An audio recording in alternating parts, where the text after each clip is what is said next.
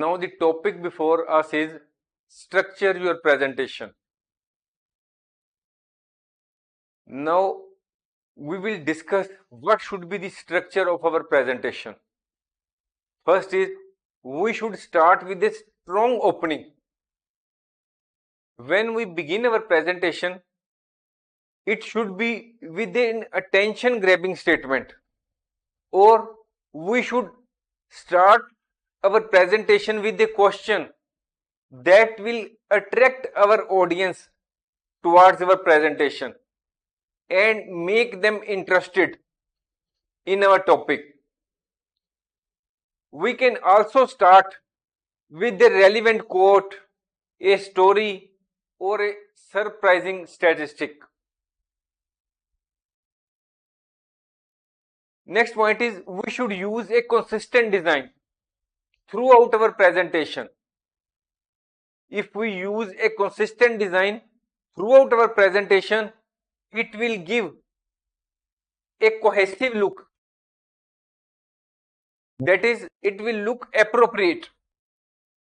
If we use different fonts, suppose we are making a presentation on slides and we are using different types of colors and different fonts on different slides, it will not give the nice look. We should use the same font, color scheme and layout for all of our visuals. Next point is use visual aids effectively. Visual aids such as charts, graphs and images help us to explain our points and make our presentation more engaging. Next point is use transitions. What is the meaning of transitions? Transitions mean the words like to begin with, secondly, furthermore, as a result, therefore, etc. These are all the examples of transitions. We should use transitions between different sections of our presentation as they help us to connect different ideas and topics together in a smooth and logical way. When we are discussing a topic during a presentation and we are now to start discussing the second point, in that case we can use the transition, secondly, furthermore, therefore, such type. Next is end with a strong closing. We should end our closing with a strong statement that summarizes our main points and leaves our audience with something to think about. Next point is use of presentation tools. In our presentation, we can use presentation tools such as PowerPoint. It will help us in delivering a powerful and engaging presentation. Now the topic before us is selecting the right visuals for presentation. First point is if you are presenting data, charts or graphs may be more effective than images. It means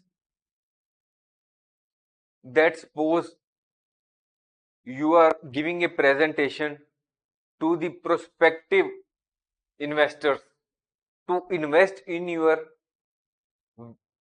startup, then you will provide them data in respect of your future sales or the profits which you are expecting to earn in future. So in that case, you for presenting your data, charts and graphs may be more effective than images. Next point is consider your audience. If you are to give your presentation before the younger audience, then you should choose the visuals which are dynamic. If on the other side older audience is your to listen or the aim of your presentation is older audience, then you should prefer choosing more traditional visuals. Next point is we should use high quality visuals. If we use low quality visuals, then the images will not be proper or the graphics may appear blurred.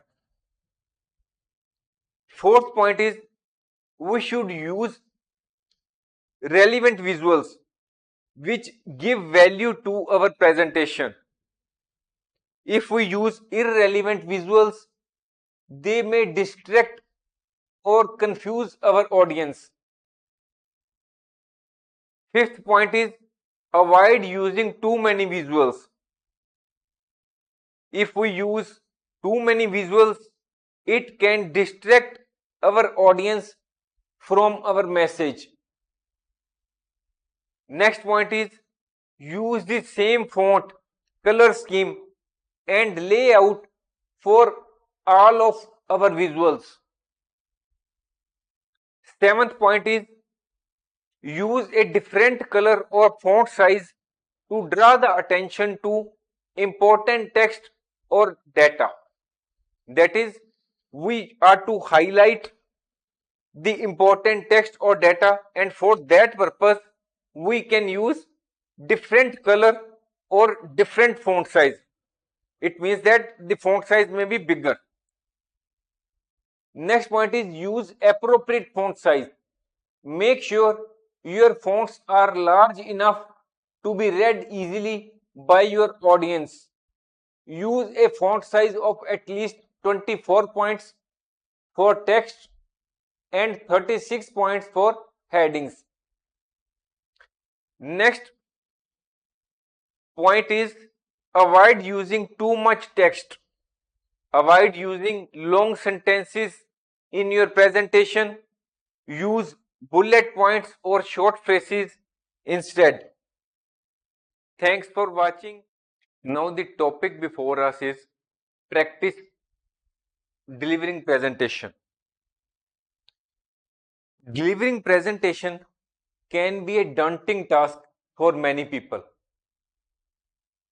It means that delivering a presentation can be a very difficult thing for some people. But with practice, any person can improve his presentation skills and feel more confident in front of the audience. Here are some of the steps which you can take so that you can improve your presentation skills, or you can do the practice how to deliver presentation. First is record yourself. When you record yourself while delivering your presentation, you will come to know what are those areas where you need improvement. For the purpose of recording your presentation, you can use your smartphone or camera. When you are yourself viewing yourself on mobile phone or on computer, you will naturally find that there are certain areas which require some improvement, and by making improvement or by practicing again and again, you will become confident in your knowledge of the topic, but at the same time you should maintain an eye contact.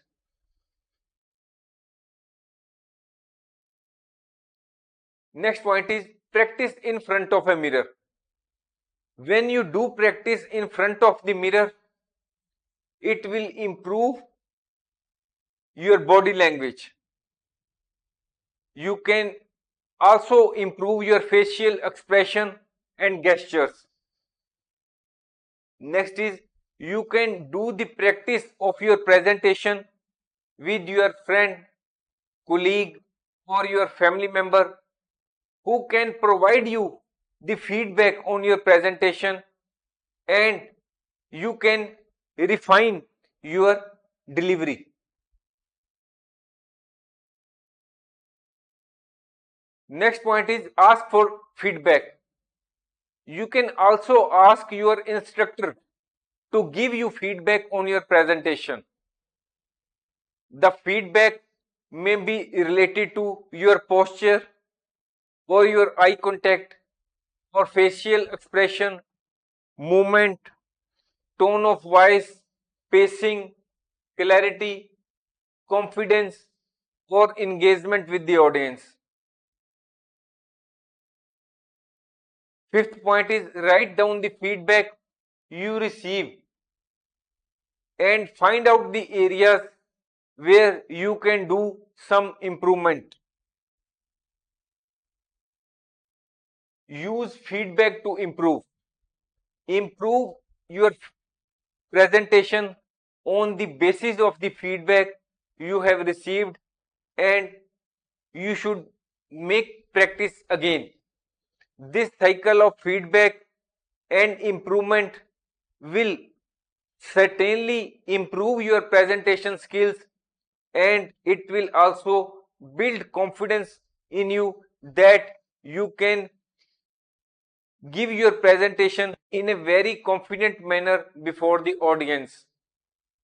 Seventh point is always thank the person who provided feedback. Gratitude is essential in building relationships and keeping the feedback loop open. Next point is prepare for potential distractions. You should remember that when you are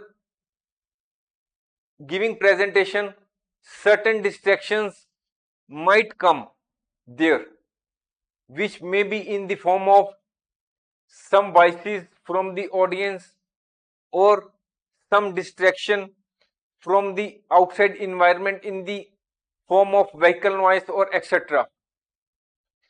You should practice delivering your presentation in a distracting environment, such as a noisy coffee shop or a crowded room.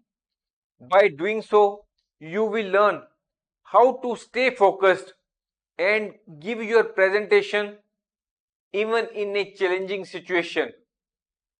You can also review your past presentations and identify the areas where you could have improved, such as content, delivery, or visuals. By following the steps which we have discussed, you can build your confidence, improve your delivery skills, and become a more effective presenter. Remember that practice makes a man perfect. So, the more you practice, the better you will become at delivering presentation. Thanks for watching. If you like our course, please spare some time to give a star rating to our course.